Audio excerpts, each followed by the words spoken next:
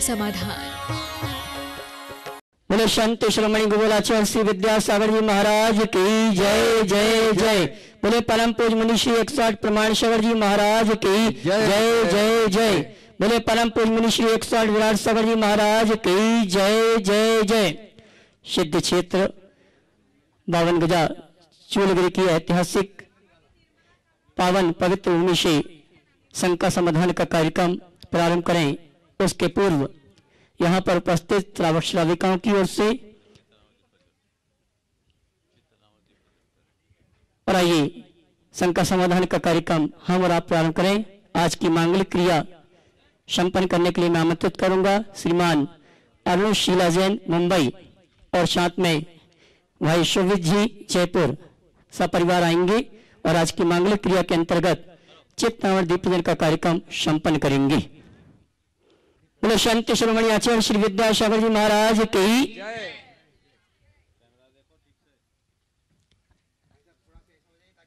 हमारे मांगलिक क्रिया पुण्यार्जक श्रीमान अरुण शीला जैन मुंबई और भाई सोवी जी सपरिवार आज की मांगलिक क्रिया के अंतर्गत चित्तावर दीप पूजन का कार्यक्रम संपन्न कर रहे हैं। और आइए चलते हैं शंका समाधान का कार्यक्रम हम और आप प्रारंभ करें, उसके पूर्व पूरे भारतवर्ष से सिद्ध क्षेत्र 52 गजा में उपस्थित श्रावक श्राविकाओं की ओर से और जिनवाणी चैनल, पारस चैनल और प्रमाणिक ऐप के माध्यम से जिस कार्यक्रम को देख और सुन रहे हैं, उन सभी की ओर से परम पूज मुनिवर के श्री चरणों में त्रिवार नमन करते हुए आशीर्वाद प्राप्त करेंगे और आज का कार्यक्रम हम आप प्रारंभ करेंगे। सभी हाथ जोड़ लें। हे मुनिवर नमोस्तु नमोस्तु नमोस्तु। और आइए गुरुवर के आशीर्वाद से शंका समाधान का कार्यक्रम प्रारंभ कर रहे हैं। सबसे पहले आमंत्रित करूंगा हमारे सिद्ध क्षेत्र 52 गजा के प्रबंधक श्रीमान इंद्रजीत मंडलोई प्रबंधक और उसी क्रम में तैयार रहेंगे भाई संजय जी जैन गड़ाकोटा। गुरुवर नमोस्तु नमोस्तु नमोस्तु। गुरुवर कहते हैं सम्यक दृष्टि जीव के भोग भी निर्जरा का कारण होते हैं। सम्यक दृष्टि के भोग भी निर्जरा का कारण होते हैं। यदि ये सत्य है तो मेरा प्रश्न ये है गुरुवर, भोग जो होता है वो इच्छा से होता है और इच्छा आश्रव का कारण होती है, आश्रव संसार का कारण होता है, तो निर्जरा कैसे गुरुवर? देखिए बात बिल्कुल सही है, कहने में बहुत अच्छा लगता है कि सम्यक दृष्टि के भोग भी निर्जरा का कारण है और नहीं भी है। जो इच्छापूर्वक भोग होता है वो बंध का कारण है। पर यहाँ किसी सामान्य व्यक्ति की बात नहीं है, यहाँ उस बीतरागी की बात है जो भोग मिलने पर भी उसकी उपेक्षा करते हैं, जिसके अंदर उसके प्रति कोई आसक्ति नहीं, जो केवल द्रव्य का ज्ञाता है, भोक्ता नहीं है। इष्टानिष्ट संकल्प विकल्प करके इच्छापूर्वक भोगों का सेवन करेगा वो नियमतः बंधक होगा। लेकिन जो बीतराग भूमिका में है, जिसके हृदय में कोई इष्टानिष्ट संकल्प विकल्प नहीं, जो अरि मित्र महन मसान कंचन कांच निंदन स्तुतिकरण अर्घावतारण असी प्रहारण में सदा क्षमता धरण की भूमिका को प्राप्त कर लिया है, उसके लिए कोई आरती भी उतारे तो उसकी निर्जरा का कारण है। ये उसके लिए कहा गया है, सामान्य व्यक्तियों के लिए नहीं कहा गया। उसको लेकर के जो लोग लगा रहे हैं वो अर्थ का अनर्थ कर रहे हैं। ये किसके लिए है? जिनके लिए भोग मिलने पर भी जो उसकी उपेक्षा है। आचार्य महाराज ने बहुत अच्छी बात लिखी, ना भूत की स्मृति ना नागत की अपेक्षा, भोग मिलने पर भी उपेक्षा। ज्ञानी जिन्हें विषय तो विष दिखते हैं, बैराग पाठ उनसे हम सीखते हैं। तो जो इनसे ऊपर उठ चुके हैं उनके लिए भोग का कोई अर्थ है नहीं। नमस्ते गुरु। संजय सिंह गड़ाकोटा, उसके बाद तैयार रहेंगे रविंद्र शास्त्री दमोह। महाराज श्री के चरणों में तिवार नमोस्तु। महाराज श्री, मैंने 2008 में भी मस्तकाभिषेक का आयोजन देखा यहाँ पे काम करते हुए, और 2000 अभी का देखा 19 का। अब 2020 में आपके सानिध्य में कैसा होगा इसका जरा हमको भैया उसका तो मुझे भी पता नहीं, तो तुमको क्या बताएं। भावना भाव कि 2020 में हो, ठाट बाट से हो। चलो रविंद्र शास्त्री दमोह, उसके बाद तैयार रहेंगे छतरपुर से संजय जैन। पूछो जल्दी पूछो, जिसको पूछो। महाराज जी, हाँ। नंदीश्वर दीप की पूजा में कहीं कहीं आता है कि एक बार 52 पुंज धरू हाँ। और 52 पुंज करूं, तो इसमें सही क्या है महाराज? 52 पुंज रख धरूं, पूरी लाइन बोलो बस। 52 पुंज करो भी आता है और 52 पुंज आगे धरू भी पीछे की लाइन बोलो तब मैं बता। नंदीश्वर श्री जिन धाम 52 पुंज करो, प्रति माया विराम बानंद मोह विधर। देखिए 52 पूंज है, एक्चुअल में पूजा के अर्थ में 52 पूजा है। नंदीश्वर श्री जिन धाम 52 पूज करो, वो हम पूजा कर रहे हैं, उनका पुंज नहीं लगा रहे हैं, यानी उनको इकट्ठा नहीं कर रहे हैं। 52 श्री जिन धाम की हम पूजा कर रहे हैं। तैयार रहेंगे रविंद्र शास्त्री दमोह, उसके बाद संजय जैन छतरपुर।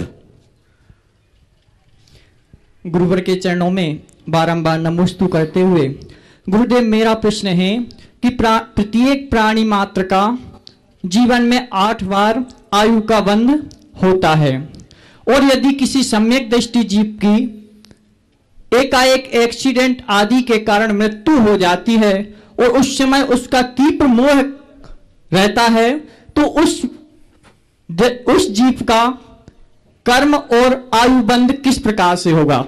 देखिए किसी की एक्सीडेंट हुई है, इसका मतलब समझना, एक्सीडेंट के साथ मृत्यु हुई है, इसका मतलब उसकी पहले आयु नहीं बंधी। एक बात बहुत गांठ में बांध के रखना, जिसकी आयु बंध जाती है उसकी अकाल मृत्यु नहीं होती। ये आगम का नियम है, सिद्धांत का। बद्धायुष्कों का कदली घात नहीं होता। तो अगर कोई भी दुर्घटनाग्रस्त होकर के सडन मर रहा है तो समझना अभी तक उसकी आयु नहीं बंधी, मरते समय में उसने आयु बांधी है। उस समय उसके जैसे परिणाम होंगे वैसे आयु बंधेगी। एकदम शांत परिणाम होंगे तो सद्गति का पात्र बनेगा, और संक्लेश परिणाम होंगे तो दुर्गति का भागी बनेगा। उस घड़ी में आपने बोला सम्यक दृष्टि है फिर भी मोह है, तो उसका मोह उसे सम्यक से नीचे ले आएगा, उसका पतन होगा, उसका सम्यक दर्शन भी छूटेगा और वो दुर्गति में भी जा सकेगा। नमस्ते संजय जैन छतरपुर, उसके बाद तैयार रहेंगे निर्भय जैन कुंडलपुर। गुरुदेव के चरणों में त्रैवार नमोस्तु नमोस्तु नमोस्तु गुरुदेव। गुरुदेव, मेरा प्रश्न है, जो हम शुद्धि के वस्त्र पहनकर अभिषेक पूजन करते हैं तो कई बार क्या बार बार हम सभी से छू जाते हैं, और इसके बाद गुरुदेव हम ऊपर जाके ओम भ्रीम असुजर सुजर हस्त सर्वांग शुद्धिम करोमि बोलकर उसकी जल से शुद्धि कर देते हैं, तो क्या गुरुदेव यह उचित है क्या? देखिए ये उचित तो नहीं है। मेला ठेला में आप लोग ऐसा कर लेते हैं, पर इसको इसकी आड़ में शुद्धि में प्रमाद नहीं होना चाहिए। शुद्धि रखने के बाद भी यदि हमें संदेह दिखे तो उसके लिए ये शुद्धि है। अगर मंत्र ही से शुद्धि होती तो फिर क्या करना है? अमृत स्नान करो, ओम अमृतम अमृतम श्रावय श्रावय, क्या बोलते हो? ओम ह्रीम अमृते अमृतोद्भवे अमृत वर्षिणी श्रावय श्रावय सम सम क्लीम क्लीम, हो गई स्वाहा। ये ठीक है, इसका असर है, लेकिन इसकी आड़ में प्रमाद बढ़ाना उचित नहीं। महाराज क्या करें, नीचे से ऊपर तक जाते हैं। उत्तम व्यवस्था तो यह है कि ऊपर भी वस्त्र की व्यवस्था होनी ही चाहिए, ताकि कोई भी व्यक्ति वहाँ अभिषेक पूजन करना चाहे तो उन्हें वो सुविधा मिल सके। ये व्यवस्था आप लोगों ने।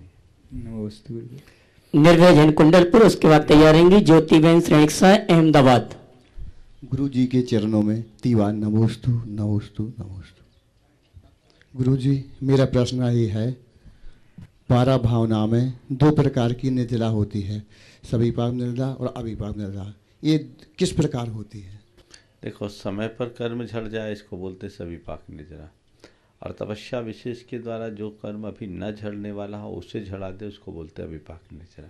नमोस्तु गुरुदेव। इसके लिए उदाहरण दिया है कि आम पेड़ पर समय पर पका और टपका, और एक आम को हमने अपक अवस्था में, कच्ची अवस्था में तोड़ा और पकाया, तो एक इक्का दुक्का आम पक के टपकेगा, उससे क्या होगा? हाथ में दाम तब आएगा जब सारे आम को एक साथ तोड़ करके आप पका लो। तो छुटपुट छुटपुट जो निर्जरा होती है वो सविपाक निर्जरा है, और तपस्या के बल पर जो थोक में कर्म को गलाया जाता है उसका नाम अविपाक निर्जरा है। ज्योतिबेन श्रेणिक शाह अहमदाबाद, उसके बाद तैयारेंगे प्रेरक श्रेणिक शाह अहमदाबाद। नमोस्तु महाराज श्री। आहार दान करने से भोग भूमि का आयुष्य का बंद होता है, तो जिस जीव को भोग भूमि का आयुष्य बंद हो गया हो, क्या वो संलेखना या समाधि मरण कर सकता है? कर सकता है। संलेखना और समाधि मरण का जहाँ तक सवाल है, अब आप ये सवाल करोगे कि संलेखना के साथ तो देवायु का ही योग बनेगा, अन्य आयु का नहीं। आपके कथन में एक बात जोड़ता हूँ, संलेखना एक व्रत है और बड़ा व्रत है।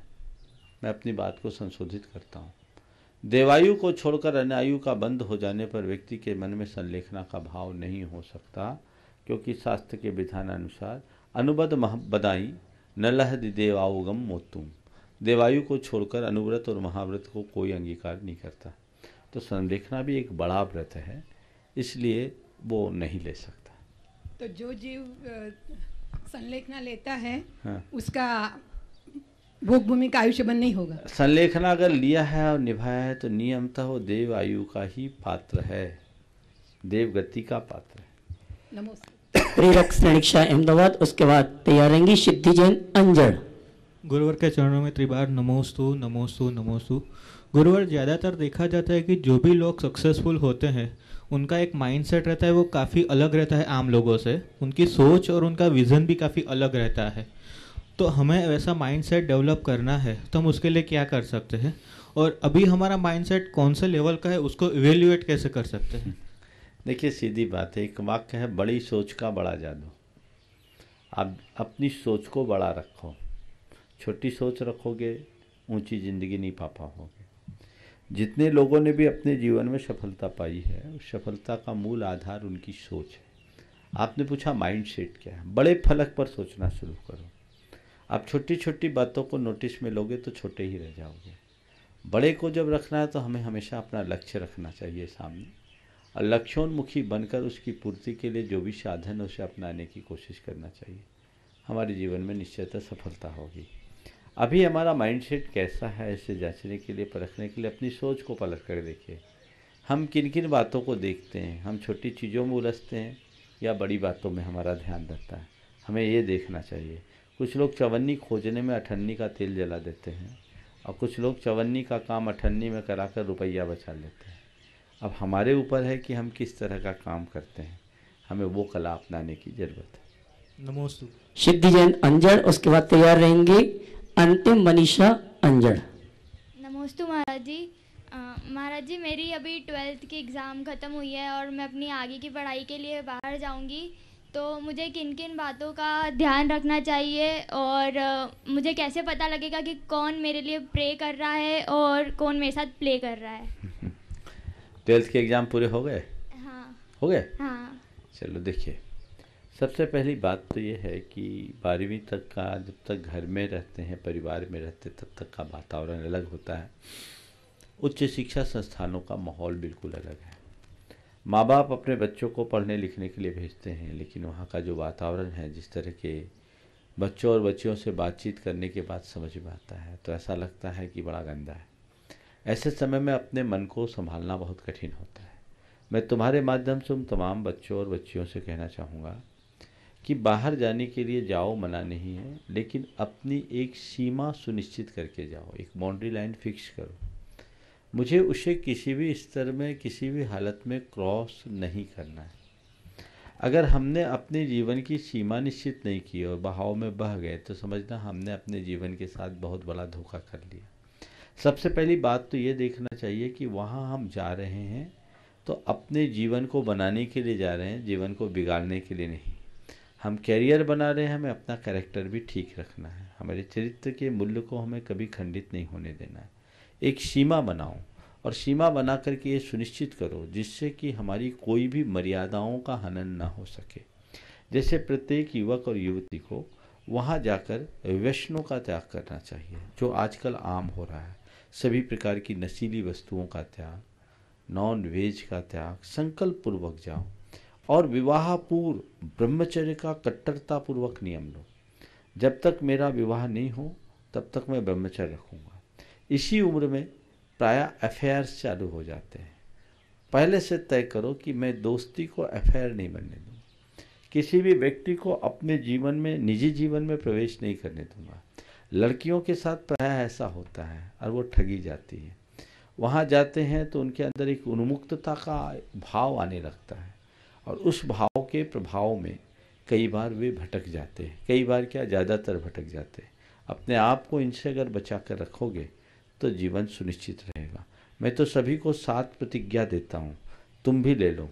हालांकि आज पहली बार इस सभा में दे रहा हूँ, लेकिन ये 7 प्रतिज्ञा प्रत्येक युवक युवती को जो बाहर जाते हैं उनको लेना चाहिए। अगर इस कार्यक्रम को देख और सुन रहे हैं वे भी अपने घर बैठ करके ले सकते हैं। हाथ जोड़कर बोलो, महाराज मैं जीवन में कभी नॉन वेज नहीं खाऊंगी। महाराज मैं कभी जीवन में नॉन वेज नहीं खाऊंगी। कभी किसी प्रकार का नशा नहीं करूंगी। कभी किसी प्रकार का नशा नहीं करूंगी। जब तक विवाह नहीं हो तब तक ब्रह्मचर्य रखूंगी। जब तक विवाह नहीं हो तब तक ब्रह्मचर्य रखूंगी। विवाह माँ बाप की सहमति से करूंगी, अपने साधर्मी से करूंगी। विवाह अपने माँ बाप की सहमति से करूंगी और अपने साधर्मी से करूंगी। कोई गलती हो जाए तो माँ बाप को नहीं छिपाऊंगी। कोई गलती हो जाए तो अपने माँ बाप से नहीं छिपाऊंगी। दोस्ती को अफेयर नहीं बनाऊंगी। दोस्ती को अफेयर नहीं बनाऊंगी। और कभी सुसाइड नहीं करूंगी। और कभी सुसाइड नहीं करूंगी। अगर इनका आपने ध्यान रखा तो पढ़ाई लिखाई में कोई कठिनाई नहीं होगी। समझ गए? चलो अंतिम मनीषा जैन अंजड़, उसके बाद तैयार रहेंगी रेखा जैन इंदौर। नमोस्तु महाराज जी, नमोस्तु। किसी का मन दुखाना उतना ही आसान है जितना किसी पौधे को उखाड़ना, और किसी को खुश रख करना उतना ही मुश्किल है जितना किसी पौधे को बड़ा करना। तो महाराज जी अपने सामान्य जीवन के व्यवहार में हम वो कौन सी 4 बातें शामिल करें जिससे किसी का दिल ना दुखे, विश्वास भी ना टूटे और दुखे, और वो हमेशा खुश रहे।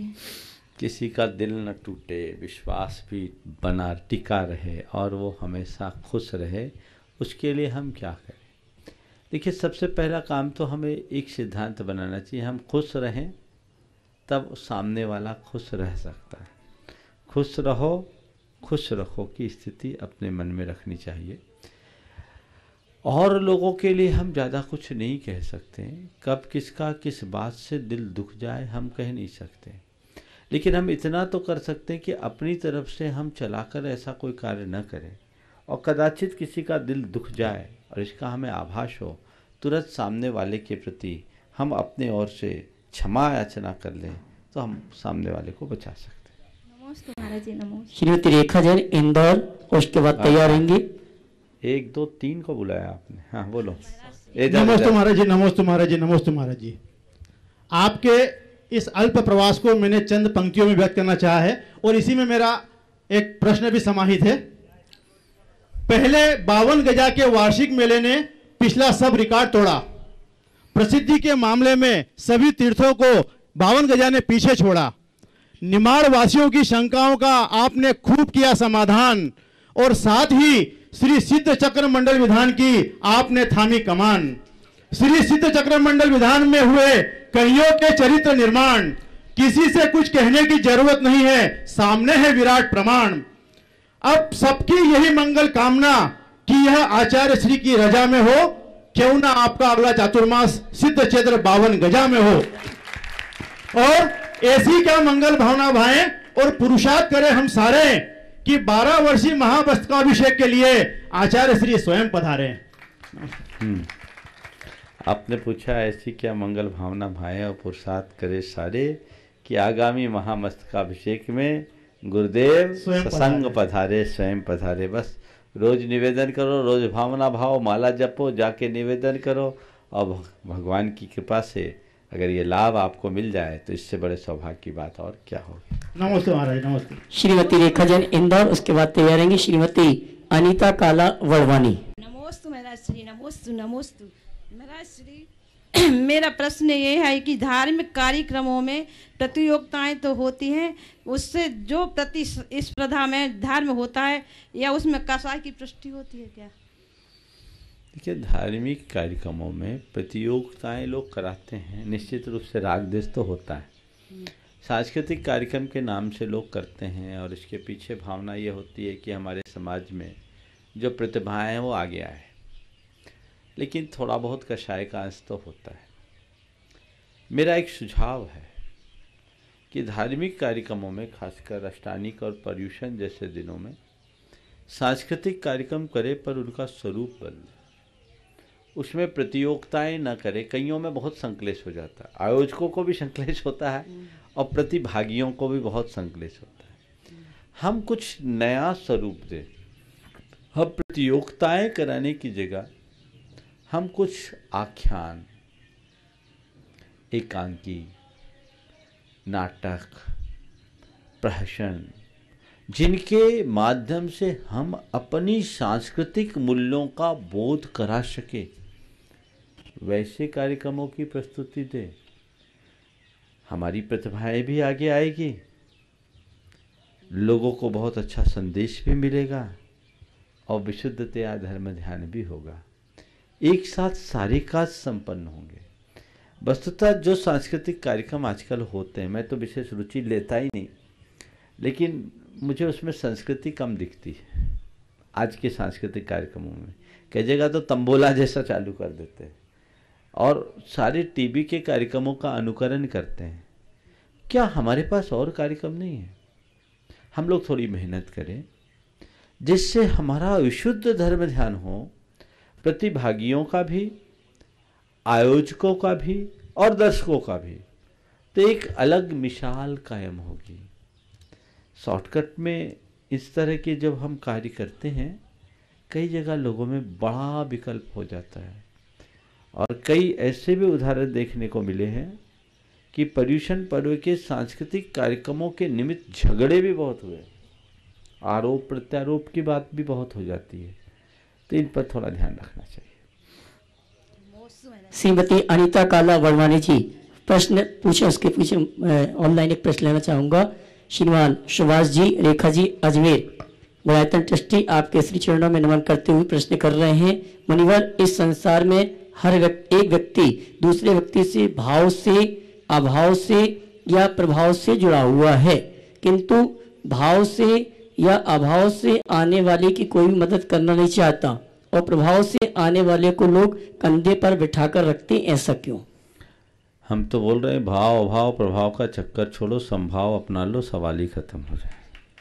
चलिए। श्रीमती अनीता जी काला वड़वानी, उसके बाद तैयारेंगी श्रीमती कल्पना काला वड़वानी। नमोस्तु गुरुवर, नमोस्तु गुरुवर, नमोस्तु गुरुवर।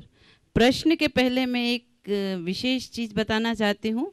महेश्वर से कल खबर आई थी कि उनके बेटे बहू यहाँ सिद्ध चक्र मंडल विधान में थे और 19 तारीख को उनकी माँ की तबीयत महेश्वर में खराब हुई। डॉक्टर को चेक कराया तो उनको शुगर 290 निकली, लेकिन वो घर में बैठ के सिद्ध चक्र मंडल विधान कर रहे थे। डॉक्टर ने दवाई बताई, उन्होंने नहीं ली और उन्होंने कहा जब तक बेटे बहू आएंगे उसके बाद ही दवाई लेंगे। और जब तक वो विधान करते रहे और नमोकार मंत्र का अनवरत जाप करते रहे। इससे जब उनके बेटे बहू विधान के बाद घर पहुंचे तो उनकी शुगर 140 आई। तो ये नमोकार मंत्र का प्रभाव है या सिद्ध चक्र मंडल विधान का प्रभाव है? सवाल हो गया आपका? नहीं, सवाल तो है दूसरा। सवाल भी कर लो साथ में। दुनिया में सबसे आसान काम है विश्वास खोना, कठिन काम है विश्वास पाना और उससे भी कठिन काम है विश्वास बनाए रखना। तो गुरुवर, हम क्या करें कि हम इस कठिन काम को न तो किसी का विश्वास खोएं और न किसी का हमेशा सबका विश्वास बनाए रखें? देखिए, बहुत अच्छा। सबसे पहले तो जो आपने बात कही, सिद्ध चक्र विधान के अवसर पर बहुत सारे लोगों की डायबिटीज में अप डाउन्स हुए होंगे, क्योंकि यहाँ तो 12, 1, 2 बजे तक भोजन न मिले, तो उसमें बहुत से डायबिटिक पेशेंट, कई ऐसे पेशेंट जो यहाँ थे जिनको डेली 30-30 यूनिट इंसुलिन लेनी पड़ती थी, उनने 8 दिन एक भी इंसुलिन नहीं लिया और उनको कोई फर्क नहीं पड़ा। ये इस बात का प्रमाण है कि हम अपने उपयोग की धारा को बदल दें तो बहुत बड़ा बदलाव हो सकता है। इस सभा में भी बैठे हुए कोई होंगे जो नियमित इंसुलिन लेते होंगे और विधान के दिनों में नहीं लिए उनको कोई फर्क न पड़ा हो, यदि ऐसे कोई व्यक्ति हों तो अपना अनुभव लोगों को जरूर शेयर करें ताकि ये बात लोग जान सके।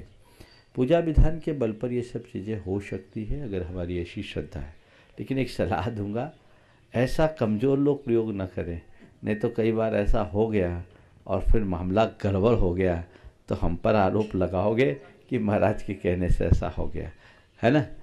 क्या आप कुछ शेयर करेंगे? देखिए अभी आपको माइक दिलवाता हूँ, चलो आप पहले दे दो, उसके बाद आपके सवाल का उत्तर दूंगा।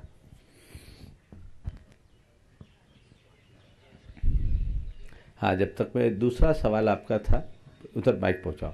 आपका सवाल था कि विश्वास खोना, विश्वास पाना और विश्वास बनाए रखना, ऐसा क्या करें कि विश्वास खोए नहीं, विश्वास हम पा सके और निभा सके। देखिए इसका एक ही तरीका है, यदि व्यक्ति के हृदय में सरलता और सत्यता हो तो ऐसे व्यक्ति का बहुत जल्दी विश्वास पाया भी जाता है, ऐसा व्यक्ति भी विश्वास का पात्र बनता है, इसका विश्वास खोता नहीं और फिर इसे विश्वास को बनाए रखने में कठिनाई नहीं होती। वस्तुतः जीवन में जब कृत्रिमता का प्रवेश होता है तभी हमारे अंदर छल छद्म आता है, और जहाँ छल छद्म आता है वहाँ विश्वास टूट जाता है, खो जाता है, हम उसे बना नहीं। नमस्ते महाराज जी, मेरी श्रीमती पिछले 19 वर्षों से डायबिटिक है, बाईपास भी हुई है उनकी, 4 कदम चलने में भी तकलीफ होती है, किंतु विधान के दौरान और 3 मरतबा इंसुलिन होती है गुरुदेव को। विधान के दौरान 20 सीढ़ी चढ़ना उतरना, विधान में पूरे समय बैठना और किसी प्रकार की कोई इंसुलिन का उपयोग नहीं करना, इस विधान के चमत्कार का प्रभाव गुरुदेव। नमस्ते। बहुत सुंदर, बहुत श्रीमती कल्पना काला बड़वानी, उसके बाद तैयार रहेंगी श्रीमती पुष्पा शोगानी, जयपुर। नमोस्तु गुरुवर, नमोस्तु गुरुवर, नमोस्तु गुरुवर। मेरा प्रश्न यह है कि पाप का उदय न कब आ जाए, गति का बंध न कब हो जाए, आयु का अंत कब हो जाए, इसलिए अपने भाव और कर्म और मन के परिणामों को किस तरह से कोमल बनाए, कृपया शंका का समाधान कीजिए। हर पल ये 3 बातें याद रखो तो चौथी बात अपने आप आ जाएगी। कब पाप का उदय आ जाए, कब हमारी आयु का क्षय हो जाए, और तीसरी क्या बात बोली आपने? तीसरे आयु का अंत कब हो जाए, और दूसरी पाप का उदय कब आ जाए, हाँ। गति का बंध कब हो जाए, आयु बस का ये कभी भी हो सकता है, इनका याद रखो। कभी भी पापोदय आ सकता है, कभी भी आयु बन सकती है, और कभी भी मेरी विदाई हो सकती है। ये बातें याद रखो, परिणाम अपने आप सुधर जाए। नमोस्तु गुरु। श्रीमती पुष्पा शुक्लानी, जयपुर, उसके बाद तैयारेंगे बहन इंद्रावत, जयपुर। नमोस्तु महाराज, नमोस्तु महाराज, नमोस्तु महाराज। महाराज, मंदिरों में और धार्मिक स्थानों पे जहाँ विधान वगैरह यहाँ होते हैं, उस समय छोटे छोटे बच्चों को माँ बाप डायपर पहना के लाते हैं, तो उसका दोष बच्चे को लगता है, माँ बापों को लगता है, माँ बापों को लगता है, तो कौन सा पाप कर्म बंद होता है? देखिए, पूजा विधान आदि में डायपर लेकर अगर बच्चों को आए हैं तो उसकी शुद्धि कहाँ है? आप तो वस्त्र शुद्ध पहन रखे हैं। बिल्कुल कायदे से ऐसे बच्चों को लेकर पंडल मंडप में भी प्रवेश नहीं करना चाहिए, मंदिरों में भी नहीं लाना चाहिए। मंदिर में लाए हैं तो मंदिर के बाहर उस बच्चे को पहले शुद्ध कर ले, उसके बाद अंदर ले जाए। वस्तुतः डायपर का चलन तो आज का है, 10-20 सालों से। पहले भी तो लोग बच्चे पालते थे, आप लोग भी तो पले, अपने बच्चों को पहले पाले। ये आज का सब उल्टा सीधा कर्म है, इसमें शुद्धि विनष्ट होती है और हमारे जीवन की सात्विकता नष्ट होती है। और एक बात ध्यान रखना, विशेष मंडल विधान पंचकल्याणक आदि में तो पूर्ण शुद्धि का ध्यान रखना ही चाहिए। इससे कई बार बड़े बुरे परिणाम आते हैं। मैं आपको एक घटना बता रहा हूँ। जबलपुर में हम थे, जबलपुर में समवसरण विधान हुआ शहीद स्मारक चौक पे। 10,000 से ज़्यादा लोग उस विधान में सम्मिलित हुए पूजा में, बहुत बृहद आयोजन था। उस विधान के समापन के बाद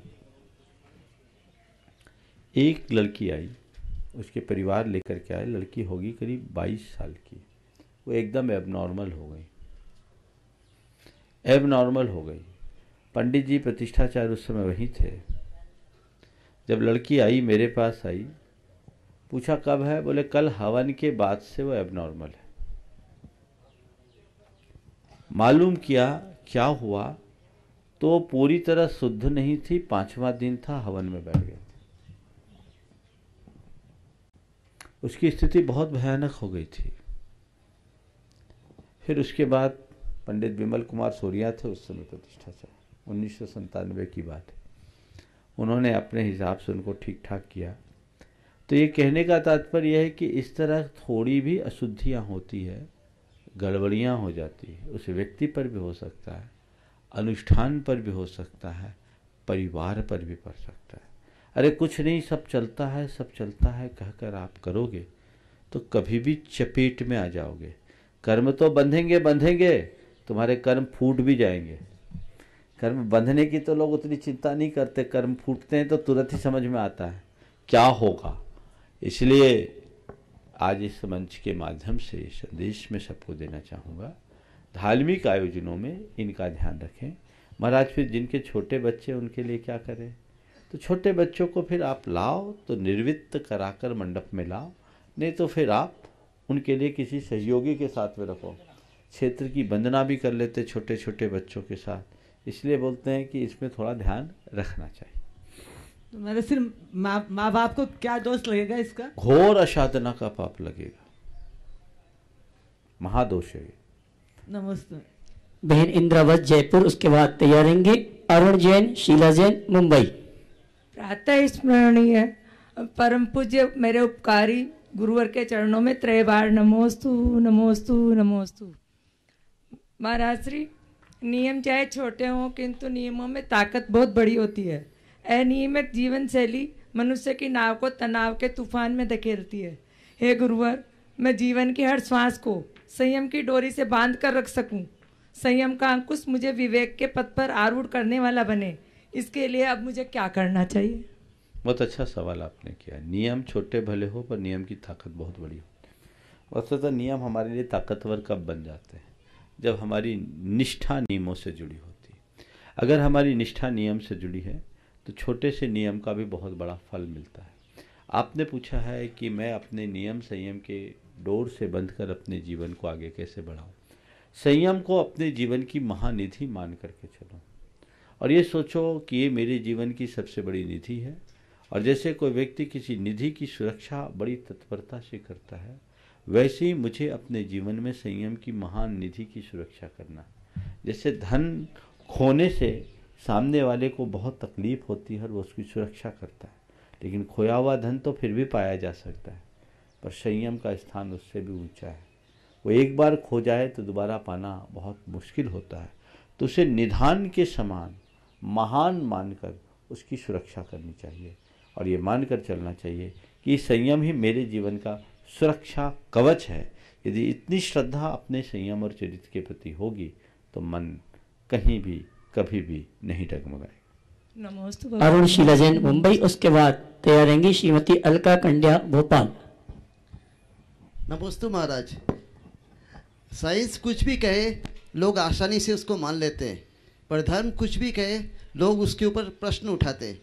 पर साइंस में भी काफ़ी थियरीज है जिनके ऊपर काफ़ी प्रश्न उठाए जा सकते हैं, जैसे बिग बैंग थियरी या फिर यूनिवर्स एक्सपैंड कर रहा है, थियरी ऑफ इवोल्यूशन, पर उसके ऊपर लोग आसानी से विश्वास कर लेते हैं, पर धर्म के ऊपर उतनी जल्दी से विश्वास नहीं करते। ऐसा क्यों? एक विचारक ने, एक संत ने एक बार बहुत अच्छी बात कही, शायद विवेकानंद जी का है, बहुत पहले पढ़ा था। आधुनिक लोग जो विज्ञान पर भरोसा करते हैं ना, उनने एक बहुत ही अच्छा व्यंग लिखा, बताया। एक व्यक्ति था जो हर बात में बोलता था विज्ञान जिसे मानता मैं उसे ही मानता हूँ, ये वैज्ञानिक युग है, साइंटिफिक बेस होना चाहिए। तो उससे कहा कि भैया तुम्हारे पिताजी मर गए। बोले ठहरो, मैं अखबार में दिखूंगा उसके बाद मानूंगा। पिताजी मर गए हैं तो पिताजी की मृत्यु की बात को भी मैं तब प्रमाणिक मानूंगा जब न्यूज़पेपर छापेगा। ऐसे साइंस का अंधा अनुकरण करने से कोई मतलब नहीं। निश्चयता है विज्ञान प्रयोग सिद्ध बातों को कहता है, लेकिन ये बात हमें हमेशा ध्यान में रखना चाहिए कि विज्ञान की सारी बातें अंतिम नहीं होती। वो प्रयोग के द्वारा निष्कर्ष तक पहुंचते हैं, लेकिन एक वैज्ञानिक दूसरे वैज्ञानिक के निष्कर्ष को बदल देता है। हम देखें बहुत सारे सिद्धांत हैं जो आज कचरे के ढेर में रखे जाने योग्य हो गए, जिन्हें कभी बहुत बड़े वैज्ञानिक खोज के रूप में देखा गया था। डाल्टन के परमाणु सिद्धांत से लेकर आज तक बोसोन तक अगर हम आ जाएं, जो उनने गॉड पार्टिकल की खोज की, कहाँ चले गए? उससे पहले एडिक्टन तक कितनी अवधारणाएं बदली। तो तो विज्ञान प्रयोग धर्म है।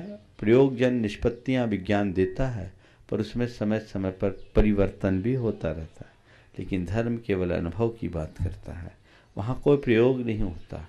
और अनुभूति का जो सत्य होता है वो शाश्वत होता है, कभी बदलता नहीं। गुड़ खाने से मुंह मीठा होता है, ये अनुभव सिद्ध बात है। और जो भी गुड़ खाएगा उसका मुंह मीठा ही होगा, इसमें कोई संशय नहीं। बस धर्म यही कहता है। इसलिए हम विज्ञान के प्रयोग पर भरोसा करें, मुझे उससे कोई एतराज़ नहीं, लेकिन धर्म के अनुभव को कभी न नकारे, क्योंकि अनुभव का स्थान प्रयोग से ऊंचा है। इसे हम कभी ना भूलें।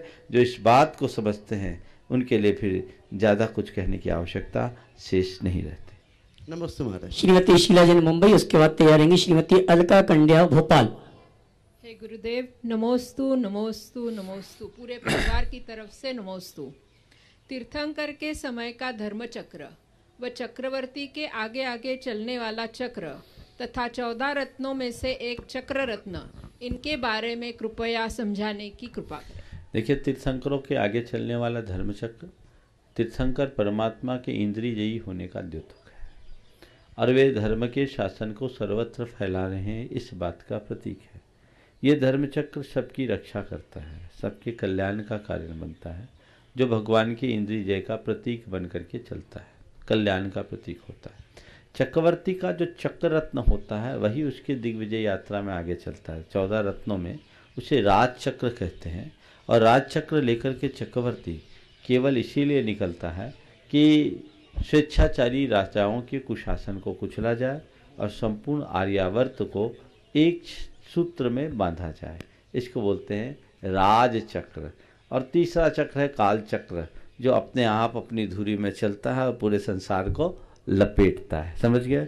और चौथा चक्र है सिद्ध चक्र, जो इनको भेद ले वो सिद्ध चक्र में चले जाए। श्रीमान विनोद किरण दोषी वाकानेर, उसके बाद तैयार रहेंगी कुमारी नियांशी शोभित जैन जयपुर। नमोस्तु महाराज जी, नमोस्तु महाराज जी, नमोस्तु महाराज जी। महाराज जी, धार्मिक कार्य को मांगलिक कार्य बोलते हैं, तो महाराज जी हम देखते हैं कि विवाह और शादी, इसको मांगलिक कार्य क्यों बोलते हैं? इसमें तो संसार बढ़ने का कारण है, प्लस इसमें मिसिया की विषय में आसक्ति बढ़ती है, तो महाराज जी ऐसा क्यों? देखो, धार्मिक कार्यों में जो मांगलिक है वो पाप को गलाता है, और आपके लौकिक क्षेत्र में एक लौकिक मंगल है, वो आपके लिए सुख लाता है, लौकिक सुख की प्राप्ति कराता है। मंगल का सुख भी होता है। तो विवाह आदि एक दायित्व है, और विवाह के दायित्व को पूर्ण करने के बाद ही आप अपनी गृहस्थी को आगे बढ़ा सकते हैं, और उसी के माध्यम से धर्म को भी आगे बढ़ा सकते हैं। गृहस्थ अपना धर्म बिना विवाह के नहीं कर सकता। विवाह को कोरा पाप का कर्म मत कहना, विवाह धर्म का आधार है। बिना विवाह के धर्म, अर्थ और काम, इन तीनों पुरुषार्थों का सेवन नहीं हो सकता। वस्तुतः गृहस्थ जब विवाह करता है तभी वह त्रिवर्ग की साधन में सहायक बनता है, सक्षम बनता है। इसलिए हमारे यहाँ विवाह को धर्म विवाह कहा गया है, जिस विवाह के उपरांत स्त्री पुरुष दोनों एक दूसरे के मध्य संतुष्ट रहकर पति धर्म और पत्नी धर्म का निर्वाह करते हैं, वो विवाह है। तो इसलिए विवाह में धर्म आ गया, इसलिए वो मंगल भी है। और विवाह करेंगे तो उसका पहला उद्देश्य धर्म की प्राप्ति, दूसरा उद्देश्य प्रजा की उत्पत्ति, और तीसरा उद्देश्य है रति, जिसे तीसरे नंबर पर रखा गया है। इसलिए विवाह को केवल पाप का कर्म मत समझना, ये हमारा पवित्र सामाजिक अनुष्ठान है, जिससे हमारी सामाजिक संहिताएं सुरक्षित होती है और जीवन की मर्यादाएं। आजकल विवाह में कितनी जीवों की विराधना होती है, वो गलत है, वो शादी है। मैं विवाह की बात कर रहा हूँ। जो आडंबर है उसे रोकना चाहिए, मांगलिक कार्य में अमंगल नहीं होना चाहिए, और इस बात का विवेक प्रत्येक व्यक्ति को रखना चाहिए कि हमें विवाह आदि के कार्यक्रम को किस तरीके से संपन्न करना है। नमस्ते महाराज जी। महाराज जी, रिश्तेदारों को भोजन कराया, गरीबों को भोजन कराया, पर महाराज जी एक साधु के हाथ में ग्रास रखने में जो संवेदना और जो वेदन होता है वो कुछ हटकर होता है, ऐसा क्यों महाराज? एक घटना है, गुरुदेव जबलपुर में थे, सारे पंडित जी लोग थे, वाचना चल रही थी, 100-150 चौके थे। पंडित जगन मोहन लाल सिद्धांत शास्त्री भी पड़गाहन के लिए खड़े थे, उनका चौका लगता था। एक साधु माने भेषधारी साधु था, वो भिक्षा के लिए आया। बोला हमको कुछ दे दो, हमको कुछ दे दो। तो पंडित जी ने कहा ठहरो, हमारे महाराज आ रहे हैं, उनको प्रगान करने दो, उसके बाद देंगे। प्रगान में कुछ समय था, उसने 2-3 बार बोला, उन्होंने बोला ठहरो, उसके बाद देंगे। तो उसके बाद उसने बोला भाई हम भी साधु वे भी साधु, हम में उनमें फर्क क्या है? हम भी साधु वो भी साधु, हम में उनमें फर्क क्या है? बोले यही जो ही फर्क है कि तुम हमारे पीछे भागत, हम उनके पीछे भागत। समझ गए? मैं समझता हूँ अब ज्यादा कुछ कहने की जरूरत नहीं। कुमारी नियांसी जैन जयपुर, उसके बाद तैयार रहेंगे 64 मंडली विधान संयोजक श्रीमान जुगल जी पाटनी अंजड़। नमोस्तु गुरुवर, मेरा नाम नियांशी जैन है और मैं जयपुर से हूँ। मेरा प्रश्न ये है कि जैसे हम कोई भी तीर्थ क्षेत्र की यात्रा करते हैं, विशेषकर कोई लंबी यात्रा, जैसे कि अभी हमने यहाँ चूरगिरी जी की यात्रा करी, तो हमारी यही मानसिकता होती है कि हम जल्द से जल्द वहाँ ऊपर चढ़ें, दर्शन करके वापस नीचे आ जाएं। इसके बजाय हमें किस तरह से वहाँ पे दर्शन करने चाहिए ताकि हम उस क्षेत्र की ऊर्जा को अच्छे से प्राप्त कर सकें? बहुत अच्छा सवाल किया। जैसे तैसे ऊपर चढ़े और नीचे आ जाए तो ये तो केवल कोरम पूरा हुआ, बल्कि ये मन में भाव होना चाहिए कि हम अच्छे से ऊपर पहुँचे और अपने आप को पूरी तरह ऊर्जास्वित करके लौटे। ऊपर जाओ तो भागने के लिए मत आओ। अरे इतनी मेहनत करके चढ़े, 1.25 घंटा चढ़ने में लगा तो कम से कम 1.25 घंटा तो भगवान के चरणों में रहें। इतनी मेहनत से चढ़े हैं, फिर थोड़ी चढ़ पाएंगे। जब तक जी बोले रहो और वहाँ की ऊर्जा का आनंद लो।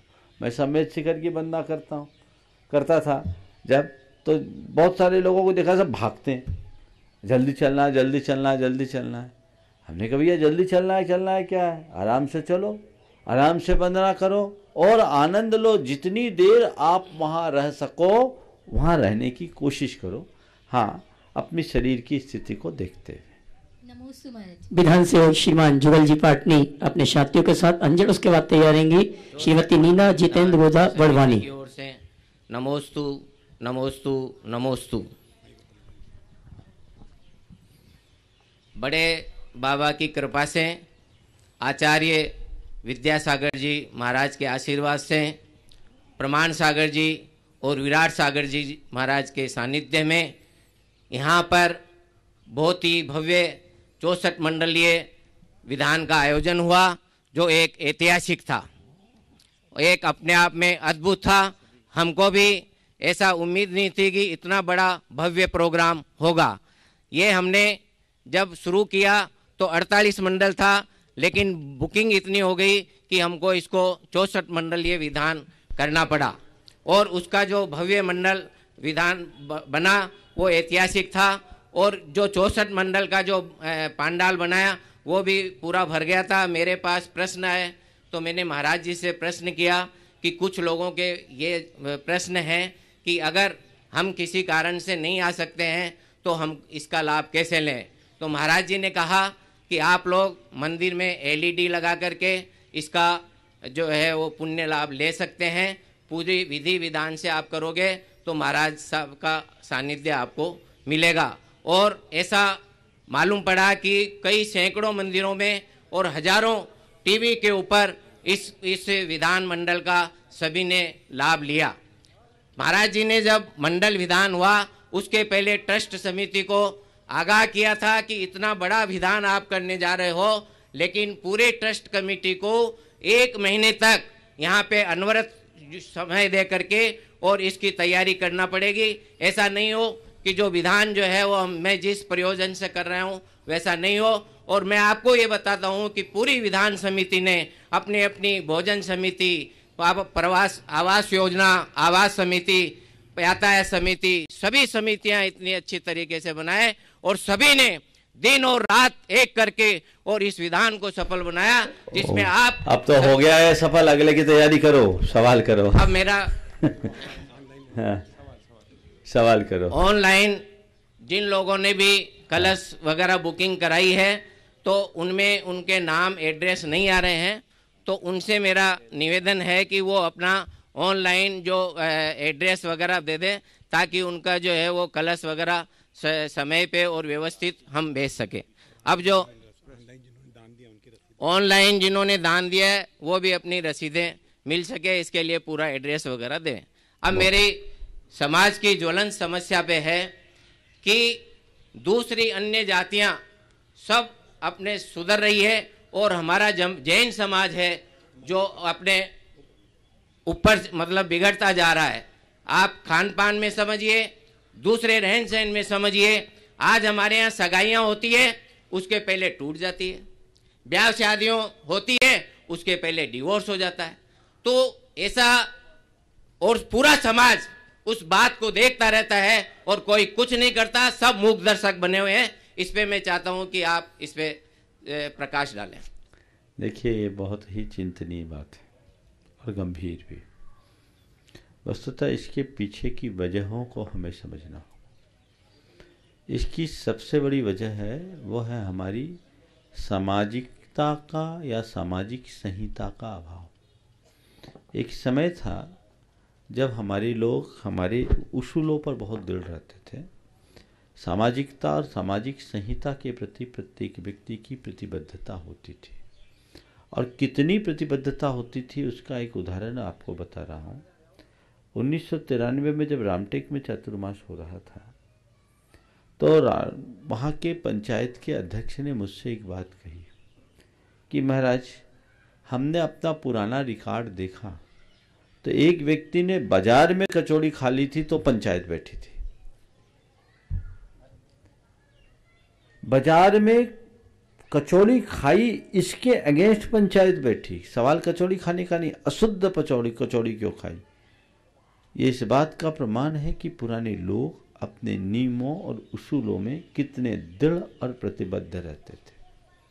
अब आज तो कोई किसी की हत्या भी कर ले तो कोई कुछ नहीं बोलता, तो किसी को कुछ फर्क नहीं पड़ता। इसके भी कई कारण हैं। पहले समाज का मुखिया जो कहता था वो सबके लिए पत्थर की लकीर होती थी। अब हर कोई मुखिया बन गया है तो वो व्यक्तिगत बन जाता है। तो हमारी जो सामाजिक संहिताएं हैं वो जब तक सुरक्षित नहीं होगी, सामाजिकता जब तक सुरक्षित नहीं होगी, तब तक हम इन सब में कोई सुधार नहीं कर सकते। एक ऐसा वातावरण बनना चाहिए कि कोई भी व्यक्ति इस तरह का कृत्य करे तो उसे समाज के समक्ष खड़ा होना पड़े, उसे जवाबदेह बनना पड़े। लेकिन समाज और पंचायत तो उदासीन होते जा रही है, इन बातों को लेकर के कुछ बोलने की स्थिति में नहीं है। समाज के पदाधिकारी सोचते हैं हम क्यों विरोध लें, और कदाचित कोई पदाधिकारी आगे आता है तो अलग थलग पड़ जाता है। तो इसे सुधारना होगा, तभी हम अपने समाज का भला कर सकेंगे। अन्यथा इस तरह के जो प्रकरण हैं वो हमारे समाज के लिए बहुत बड़े खतरे की घंटी। नमस्ते महाराज। श्रीमती नीना जितेंद्र गोदा बड़वानी, उसके बाद तैयार रहेंगे श्रीमान पवन जी दोषी वाकानेर। नमोस्तु गुरुवर, नमोस्तु नमोस्तु। कर्मण्यवाधिकारस्ते माँ फलेषु कदाचन। गुरुदेव, वर्तमान परिप्रेक्ष्य में और परिस्थितियों में इसको हम कैसे समझें? बस इस सूत्र को बार बार याद करो, और जो हमने कर लिया सो कर लिया, फल की तरफ ध्यान मत करो। मेरे हाथ में कर्म है, परिणाम नहीं। अगर मनुष्य इस बात को आत्मसात कर ले तो वो कुछ भी करे, उसके मन में कोई दुविधा नहीं हो। श्रीमान पवन जी दोषी वाकानेर, ट्रस्टी गुणायतन, अध्यक्ष क्षेत्र कमेटी बावन गजा। उसके बाद तैयार रहेंगी श्रीमती प्रवीणा पहाड़िया, महिला मंडल निर्माण अध्यक्ष। महाराज के चरणों में त्रिकाल नमोस्तु। मेरा प्रश्न है केवली सबूत घात के बारे में। ये योग अवस्था में होता है, ये अयोग अवस्था में होता है। अयोग केवली की अवस्था में क्या होता है, 72 प्रकृतियाँ और 13 प्रकृतियाँ कैसे विनाश किया जाता है। तीसरा इसके अंदर ये है जिनका सहरण हुआ, जिनको केवल ज्ञान तुरंत हुआ और तुरंत शरण होकर के समुद्र में डाला गया, या दीक्षा जिन्होंने दीक्षा लेने के बाद श्रेणी चढ़ने लगे और शरण होकर उनका सबूतघात केवली सबूतघात हुआ, वो कैसे हुआ। या गज कुमार मुनि का उदाहरण या फिर सुकुमार मुनि का उदाहरण किस क्वालिटी में आता है, पूरा विस्तृत विवरण देवे। देखिए, आपने बड़ा सैद्धांतिक सवाल किया और विस्तार से उत्तर देने के लिए कहा। समुद्घात शब्द बहुत सारे लोगों के लिए नया होगा। समुद्घात एक विशेष प्रकार की क्रिया है। वो एक ऐसी क्रिया है जिसमें हम अपने शरीर में रहते हुए भी शरीर से बाहर चले जाते हैं। शास्त्रीय शब्दों में कहें तो मूल शरीर को छोड़े बिना आत्मा के प्रदेशों के बाहर निकलने का नाम समुद्घात है। तो ऐसी कई स्थितियाँ होती हैं, उनमें केवली भगवान के साथ भी होती है। केवली भगवान को केवल ज्ञान के उपरांत जब मोक्ष जाने का समय होता है उसके अंतर मुहूर्त पूर्व 13वें गुणस्थान में ही वे समुद्घात करते हैं। समुद्घात करते हैं, उनको बहुत थोड़ा समय लगता है, शास्त्र की भाषा में 8 समय। उस समय अपने शरीर के प्रत्येक प्रदेशों को ऊपर नीचे आगे पीछे संपूर्ण लोक में फैला लेते हैं। अर्थात उनके जितने आत्मा के प्रदेश हैं लोकों के एक एक प्रदेश में अवस्थित हो जाते हैं और वापस संकुचित होते हैं। उसकी मूल वजह है कर्म की निर्जरा करना। अब इसके विषय में शास्त्रों में 2 तरह का कथन आता है। एक कथन के अनुसार जिनकी आयु 6 महीना शेष रहती है और उसके बाद केवल ज्ञान होता है, उनको समुद्घात होता है। और एक कथन के अनुसार सभी केवली भगवान समुद्घात करके ही मोक्ष जाते हैं। हमारे गुरुदेव ने इस विषय में एक बात बस अच्छा उदाहरण दिया। हम जब ब्रह्मचारी थे तब उनने पढ़ाया तो हमने इसके लिए सवाल किया तो उन्होंने उत्तर दिया कि देखो कभी कभी तुम्हारी धोती नहीं सूखती और जल्दी सुखाना होता है तो क्या करते? बोले हमने महाराज उसको फटकारते हैं। बोले बस ऐसे ही जल्दी कर्मों की निर्जरा करने के लिए आत्मप्रदेशों को फटकारा जाता है। तो कर्म प्रदेश की निर्जरा का बहुत बड़ा आधार समुद्घात का काल होता है और ये 13वें गुणस्थान में संयोग अवस्था में होता है। समुद्घात के उपरांत वो योग निरोध की क्रिया करते हैं, फिर अयोग होते हैं जिसका काल बड़ा अल्प होता है और उसी काल में पहले 72 और बाद में शेष 13 प्रकृतियों का क्षय करके मोक्ष जाते हैं। जैसे गज कुमार का जिनका शरण हुआ उनका किस तरह से उनके साथ भी कोई जरूरी नहीं। समुद्घात वो अंतिम समय में हो जाता है। समुद्घात करने के लिए ऐसा कोई जरूरी नहीं कि एक ही जगह रहें और ऐसा कोई नियम भी नहीं है कि सभी समुद्घात करके ही जाए। श्रीमती प्रवीणा पहाड़िया, अध्यक्ष महिला मंडल निवाड़। उसके बाद तैयारेंगी श्रीमती स्वाति राजेश गोधा वड़वानी। हे गुरुदेव, नमोस्तु नमोस्तु नमोस्तु। सभी धर्म वाले मोक्ष को सर्वोपरि मानते हैं, तो मोक्ष मार्ग सिर्फ जैन धर्म में ही है या अन्य धर्म में भी है? क्योंकि प्रायः ऐसा कहा जाता है कि मोक्ष मार्ग तो जैन धर्म में ही है। देखिए, मोक्ष मार्ग जैन धर्म में ही है या अन्य धर्म में ही है, ये बात छोड़ो। मैं तो ये कहता हूँ जिसको भी मोक्ष मिला सब जैन है। क्या बोल रहा हूँ? जिसको भी मोक्ष मिला वो सब जैन है। क्यों? मोक्ष किसको मिलता है? जो अपने राग द्वेष आदि को जीतता है। जो जीतता है वही जिन है और जो जिन है वो जैन है। श्रीमती स्वाति राजेश गोधा वड़वानी। उसके बाद तैयारेंगी श्रीमती शारिका गोधा वड़वानी। जहाँ भी पहुँचे संघ आपका, चारों तरफ इतना उल्लास, माता पिता भी धन्य आपके, खुशी से भेजा हमारे पास। नमोस्तु महाराज जी, नमोस्तु नमोस्तु। बुद्धि के द्वारा अपना जीवन कैसे बचाना चाहिए और विद्या अभ्यास कितनी उम्र तक करना चाहिए, कृपया समाधान कीजिए। बुद्धि के द्वारा अपना जीवन कैसे बचाना चाहिए? हर समय बुद्धि का सही उपयोग करना चाहिए तो जीवन बचता रहेगा। और विद्या का अभ्यास अपने जीवन के आखिरी सांस तक करना चाहिए। श्रीमती शारिका गोधा वड़वानी। उसके बाद तैयारेंगी श्रीमती निधि ऋषभ दोषी वड़वानी। नमोस्तु महाराज जी, नमोस्तु नमोस्तु। कर्मयुग के प्रथम विधाता भगवान आदिनाथ जो इस क्षेत्र के अधिष्ठदाता भी है, अधिष्ठाता है। हाँ, हम उनके जन्म कल्याणक दिवस को किस रूप में कैसे मनाएं और आपके सानिध्य में उसका मार्गदर्शन कैसे प्राप्त करें? खूब ठाट बाट से मनाओ। भगवान ऋषभ देव की जयंती वैसी मनाओ जैसे भगवान महावीर की जयंती मनाते हैं। आपके सानिध्य में? हमारे सानिध्य में जहाँ हम हो वहाँ सानिध्य ले लेना। चलो आगे। श्रीमती निधि ऋषभ दोषी वड़वानी। उसके बाद तैयारेंगी श्रीमती डाली काला वड़वानी। नमोस्तु महाराज जी, नमोस्तु।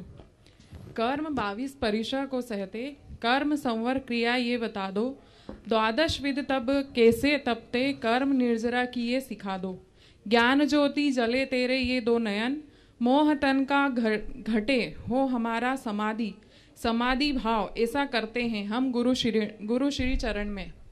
इसे सवाल ही आपका स्पष्ट नहीं है। पंक्तियां आपने बोली, थोड़ा स्पष्ट बोलो। अगला सवाल लो। हाँ। कर्म 22 परिसर को सहते, कर्म संवर क्रिया ये बता दो, 12 विध तप के कैसे तपते, निर्जरा कर्म किए सिखा दो। किसकी है पंक्तियां? अस्पष्ट है, उसको रिवाइज करके लाइएगा। श्रीमती डाली काला वड़वानी। उसके बाद तैयारेंगी श्रीमती बिंदु मनीष काला वड़वानी। गुरुदेव के चरणों में नमोस्तु नमोस्तु नमोस्तु। गुरुदेव, बुराइयाँ हम जितना उनसे दूर जाना चाहते हैं हमारे पीछे पीछे आ जाती, तो ऐसा क्या करें कि उनसे हम दूर होते जाएं? देखिए, स्वभाव है, बुराइयां हमारे पीछे आएगी, कोई चिंता नहीं, हम बुराइयों के पीछे न रहे, समझ गए। परछाई प्राय पीछे पड़ती है, वो आएगी, उसके पीछे हम न देखें, लेकिन हम उनके पीछे न जाए, हमारा जीवन सलामत होगा। श्रीमती बिंदु मनीष काला वड़वानी, उसके बाद तैयार रहेंगे श्रीमान पारस जी मनावर। हे गुरुवर नमस्तु नमस्तु। गुरुवर, मेरा प्रश्न चुनाव को लेकर है। नलखेड़ा में एक बगलामुखी मंदिर है, उसको सब बहुत मानते हैं। तो जो भी चुनाव में खड़े होते हैं तो वो लोग सब वहाँ मन्नत मांगने के लिए जाते हैं। बाकी मन्नत मांगने के लिए जाते हैं, लेकिन महाराज जी सभी की मन्नत तो पूरी करेंगे नहीं भगवान, किसी एक की मन्नत पूरी करेंगे। और जो जीता वो उनको विश्वास हो जाता है, जो नहीं जीता उनका विश्वास टूट जाता है। तो महाराज जी जो जीता है उनका पुण्य प्रबल है, उनकी मन्नत काम कर गई है। देखिए, अब वो तो यही कहेगा कि मेरी मन्नत काम हुई, हालांकि पिछली बार हारा होगा तो वो भी यही सोचता होगा कि हम पर कृपा कम हुई। वो मन्नत मनाने की बातें वस्तुतः ये मनुष्य के मन की दुर्बलता है। यदि इन्हीं मन्नतों से काम हो जाता तो फिर चुनाव प्रचार करने की ज़रूरत क्या। जाके मन्नत मान लो, जितना रुपया चुनाव प्रचार में खर्च कर रहे हो उनके दरबार में लगा दो, सबका उद्धार हो जाए और देश का भी कल्याण हो जाए। ऐसा करने से कुछ नहीं होता। श्रीमान पारस जी मनावर। निज पर के हित में तत्पर गुरुवर के श्री चरणों में त्रिकाल नमन। हे गुरुवर, मैं एक ऐसे परिवार से संपर्क में हूँ जो धार्मिक ही नहीं धर्मात्मा परिवार है। उसकी 2 पीढ़ियों में दर्जन भर से अधिक मौतों को मैंने असहज अवस्था में देखा है। मेरा निवेदन यह है कि तीसरी पीढ़ी क्या पुरुषार्थ करे अथवा कैसा पुण्य जगह है कि वह सहज मौत को प्राप्त कर सके। खूब अभयदान दे, जीव दया का जितना काम हो सके करे। जिनके घर में अपमृत्यु ज़्यादा होती है, इसका तात्पर्य यह है कि उनने अतीत में अभयदान नहीं दिया, जीवों को संरक्षण नहीं दिया। शास्त्र में ऐसा वर्णन है कि अभयदान देने से अपमृत्यु टलती है। तो जीव रक्षा का कार्य अपनी शक्ति और सामर्थ्य के अनुरूप जितना करेंगे, बहुत संभव है ऐसे कर्म कट जाएंगे और हमारे जीवन का पथ प्रशस्त होगा।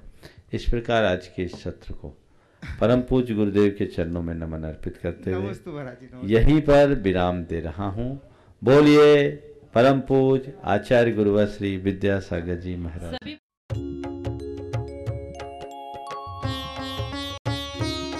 शंका समाधान।